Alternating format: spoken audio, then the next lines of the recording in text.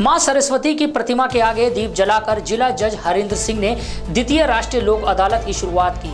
जिला जज हरेंद्र सिंह ने बताया कि वर्ष 2024 की द्वितीय राष्ट्रीय लोक अदालत में राजीनामा योग्य फौजदारी प्रकरण, धारा 138 एनआई एक्ट, धन वसूली, सिविल व वैवाहिक विवाद, उपभोक्ता, विक्रेता या सेवा प्रदाता के मध्य विवाद, जन उपयोगी सेवाओं संबंधी विवाद आदि के साथ साथ समस्त राजस्व प्रकृति के प्रकरण रखे गए। राष्ट्रीय लोक अदालत न्यायिक न्यायालयों के साथ समस्त राजस्व न्यायालयों में भी लगाई गई। आज इस साल की यह द्वितीय राष्ट्रीय लोक अदालत है।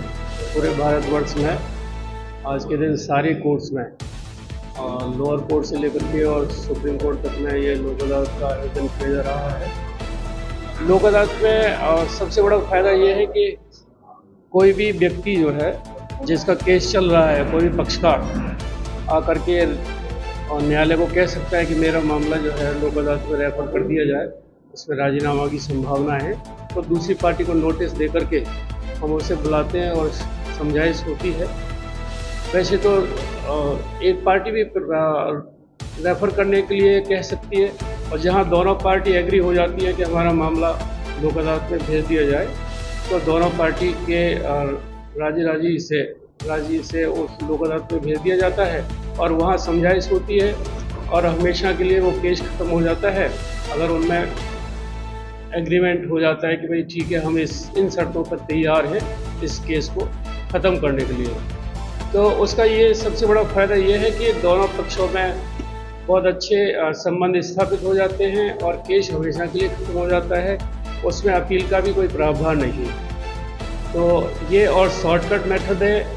और जो रेगुलर प्रोसीडिंग्स हैं कोर्ट की, वो काफ़ी लेंदी होती हैं। उसमें गवाही वगैरह करवानी पड़ती है, फिर आर्गूमेंट्स होते हैं, फिर जजमेंट्स होते हैं और फिर आगे अपील के भी प्रावधान हैं।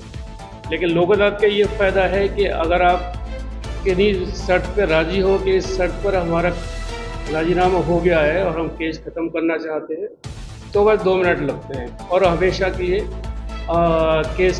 केस ख़त्म हो जाता है। उसमें कोई अपील का भी प्रावधान नहीं। सर, कौन कौन से डिपार्टमेंट आज अपने यहाँ पे आए हैं लोक अदालत में? एक तो जुडिशरी तो है ही, हमारे जितने भी पूरे ज़िले में कोर्ट्स हैं और जिनकी बेंच बनी है, तो वो उनके पास केसेस रेफर हुए हैं लोक अदालत के।